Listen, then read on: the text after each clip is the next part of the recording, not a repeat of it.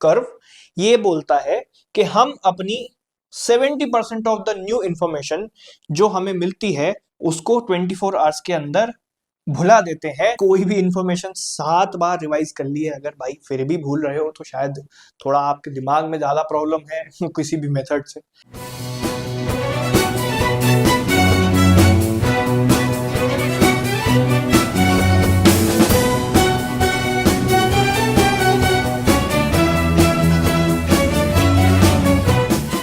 Hello जी, good evening. आप सभी कैसे हैं? मुझे पूरी उम्मीद है कि आप बहुत अच्छे होंगे। और स्पेसिफिकली क्लैट एस्पिरेंट्स जो कि क्लैट का पेपर देते हैं उनकी तरफ से मुझे बहुत बार क्वेरी आती है कि हम एडिक्वेट तरीके से रिवीजन कैसे करें। हम स्पेसिफिकली करंट अफेयर्स में बहुत सारी चीजें भूल जाते हैं और भी जो दूसरे सब्जेक्ट्स हम कभी कभी पढ़ते हैं उसमें बहुत सारी चीजें हम भूल जाते हैं।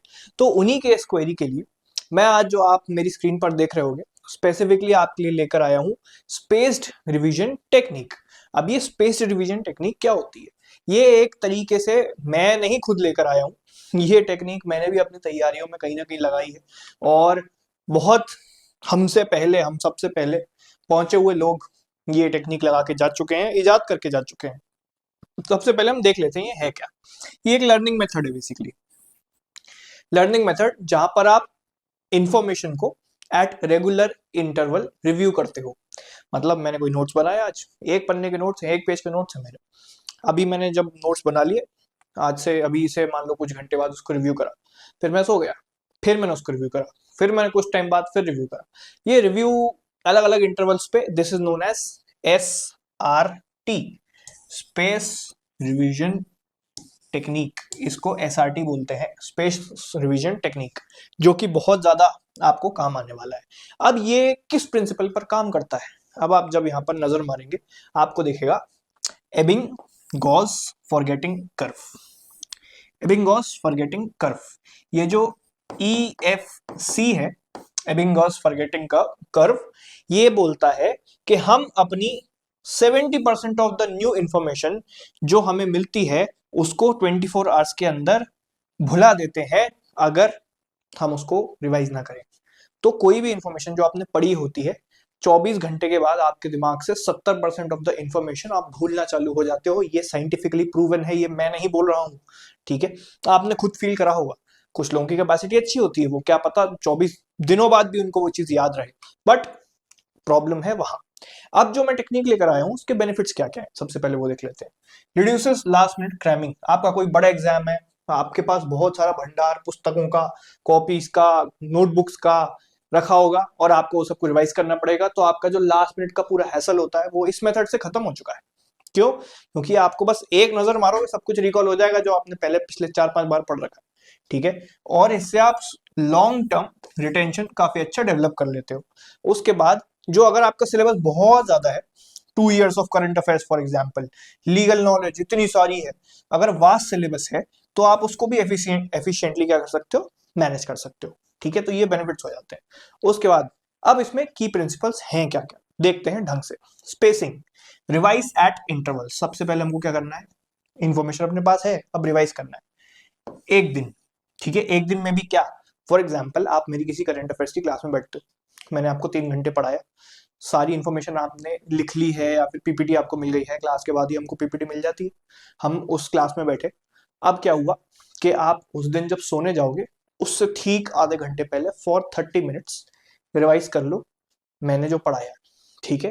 One part of the revision. दूसरा, जब उठोगे, ब्रश हो गया, आपने वॉशरूम जो करना है सब कर लिया, ठीक है? ताजा ताजा फील कर रहे हो, बढ़िया लाइट लाइट फील कर रहे हो।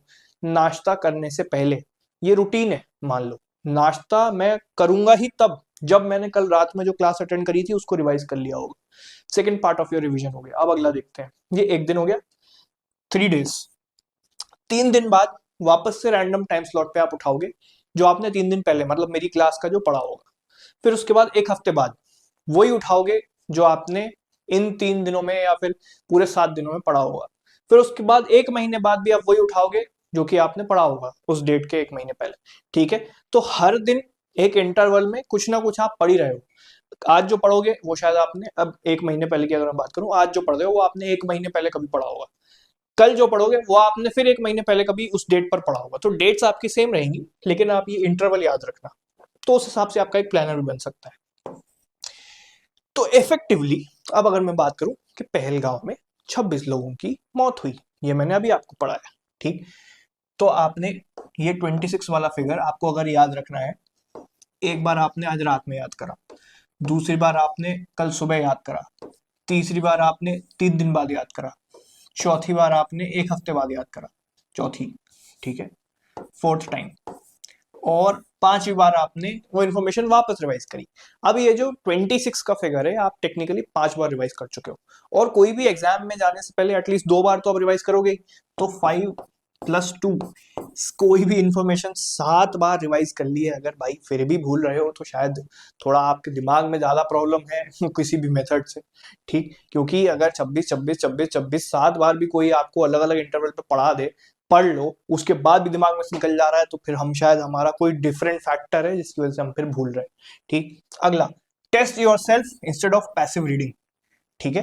टेस्ट योर सेल्फ, किसी को आपने बुक पकड़ा दी, बोला भाई इससे क्वेश्चन पूछ, ठीक। अपना कोई स्टडी ग्रुप हो सकता है, या आपके रिश्तेदार हो सकते हैं, मम्मी पापा हो सकते हैं, कोई भी हो सकता है, भाई बहन हो सकते हैं जो घर में बैठे, ठीक। इस गैप को एक्सपैंड करते जाओ between revisions as mastery improves, ठीक। जैसे जैसे आपका रिवीजन का गैप आप बढ़ाते जाओगे, आपका दिमाग और ट्रेन होता जाएगा ज्यादा लंबे समय तक उस इंफॉर्मेशन को याद रखने के लिए। Next, applying space revision to legal reasoning. Legal reasoning कैसे पढ़ेंगे? आप क्या कर सकते हो, फ्लैश कार्ड्स बना सकते हो for articles, definitions, landmark judgments, ठीक। अगेन वही सिंपल स्ट्रैटेजी लगानी है 7 टाइम्स वाली। उसके बाद 2 से 3 सेक्शनल्स आप डेली सॉल्व करो, फॉर लीगल की बात हो रही है, लीगल के 2 से 3 सेक्शनल डेली सॉल्व करो, रीअटेम्प्ट करो इन सेक्शनल्स को थोड़े दिन बाद, जब आप इनके आंसर्स भूल जाओ, ठीक। तो ये आपका एक तरीके से रिवीजन हो जाएगा। अब उसके बाद में बात करूं लॉजिकल रीजनिंग, डेली इसकी प्रैक्टिस, ठीक है, डेली करो। अगर आपकी कुछ गलतियां बहुत ज्यादा पर्टिनेंट है, फिर इन मिस्टेक्स को आप ट्रैक करो, इनको रिवाइज करो, और हर 3 दिन में क्या करो कि अपने वीक टॉपिक्स पर काम करना चालू करो, ठीक। हर 3 दिन में हर दिन गलतियां जब देखे जाएंगी, तो यहाँ पर सिंपली थ्योरी रिवाइज करने से कुछ नहीं होगा भाई।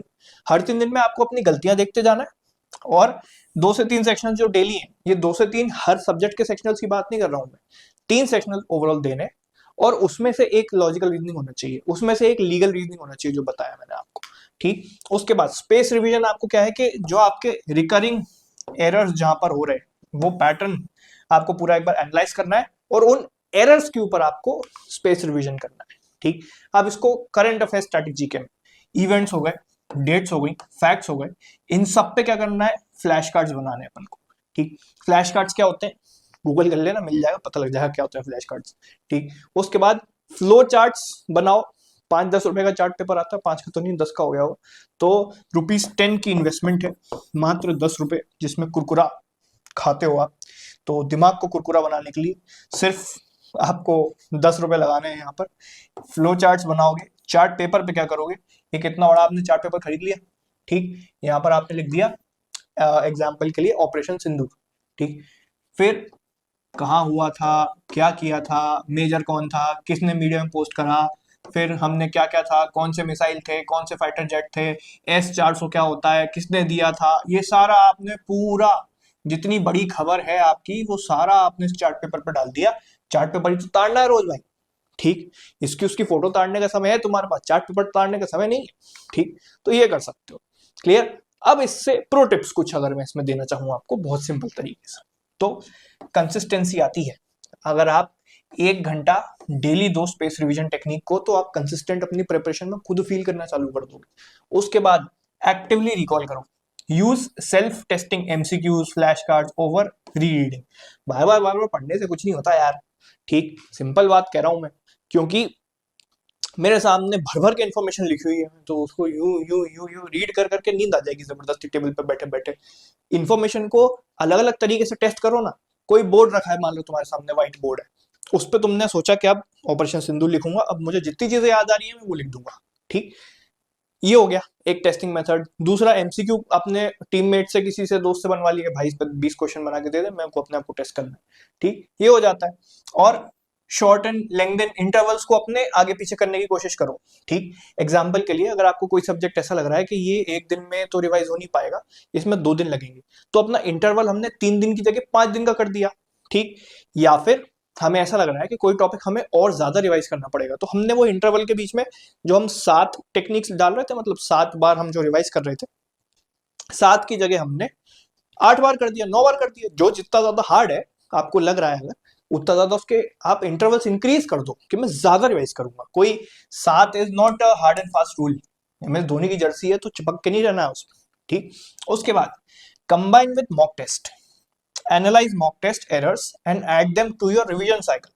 इसका मतलब क्या है कि सिर्फ 5 सब्जेक्ट लेकर नहीं बैठना है, मॉक टेस्ट में भी अगर कोई एरर हो रहा है ना, उसका भी रिवीजन इसी साइकिल में डाल दो कि आज मैं करंट अफेयर्स रिवाइज करूंगा, उसके साथ मॉक नंबर 7 रिवाइज करूंगा, फिर कल मैं क्रिटिकल रीजनिंग रिवाइज करूंगा, उसके साथ में मॉक नंबर 8 रिवाइज करूंगा, जो एनालिसिस मैंने किया है अपना, ठीक है।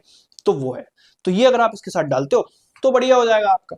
अब आपको अगर कहीं आप क्लैट एस्पिरेंट हो, लगता है कि कहाँ से पढ़ाई करूं, कैसे पढ़ाई करूं, क्या पढ़ाई करूं, कैसे इंप्रूव करूं, अगर आप ऑलरेडी कहीं कोचिंग में ज्वाइंड इन है तो भी आपके लिए एक सोल्यूशन है मेरे पास, जो कि है विक्ट्री बैच, ठीक। हमारा विक्ट्री बैच अभी भी एनरोलमेंट के लिए खुला हुआ है। इसमें जो इन्फॉर्मेशन है आप पढ़ सकते हो खुद, एंड इस इन्फॉर्मेशन में कुछ चेंजेस हैं। क्या चेंजेस हैं? पॉजिटिव चेंजेस, वो बताता हूँ। यहाँ पर आपको लिखा दिख रहा होगा 45 मार्क्स, ये 45 की जगह 52 मार्क्स हो चुके हैं, 52 प्लस, मतलब ये इसमें एड ऑन होते जा रहे हैं। यहाँ आपको लिखा दिख रहा होगा 85 सेक्शनल टेस्ट, ये हमारी इनिशियल लेवल ऑफ ऑफरिंग्स थी, ये 85 की जगह 125 से ज्यादा हो चुके हैं। तो सेक्शनल टेस्ट, मॉक्स, प्रैक्टिस आपके लिए मैंने खुद अपनी तरफ से बढ़ा दी है, ठीक। मैं ये आउटडेटेड पीपीटी इसलिए लेके आया क्योंकि आपको बता सकूं कि इसमें हमने बिना आपसे एक्स्ट्रा पैसा लिए चीजें ऐड ऑन कर दी, ठीक। तो ये चीज है, बाकी आप विजिट तो कर ही सकते हैं, दूसरे बैचेस भी देख ही सकते हैं। एंड आपको अगर मुझसे बात करनी है तो आप प्रखर_GKI टेलीग्राम पे आप टाइप कर सकते हैं, आप सीधे मुझ तक पहुंच जाएंगे। हमारी वेबसाइट gkinfinity.com जरूर विजिट करें। एंड अगर आपको स्पेशल फ्री 1-to-1 मेंटरशिप चाहिए, अगर आपको ये वीडियो अच्छा लगा, नीचे व्हाट्सएप ग्रुप है, एक बार आप उसको डायरेक्टली ज्वाइन करके उसका डायरेक्टली पार्ट बन सकते हो। डेली बेसिस पे हम लोग वहां पर इन्फॉर्मेशन देते हैं, न्यूज़पेपर की क्लिपिंग्स देते हैं, जिसमें मैं हाईलाइट करके देता हूँ कि आपको क्या क्या पढ़ना है आज के एडिटोरियल में। That would be very helpful for you. और आई होप कि आपको पसंद आया होगा वीडियो। कुछ भी दिक्कत है भाई नीचे बता दो कमेंट बॉक्स में, अपन करते हैं मिलकर सॉल्व, ठीक है। Thank you so much for joining.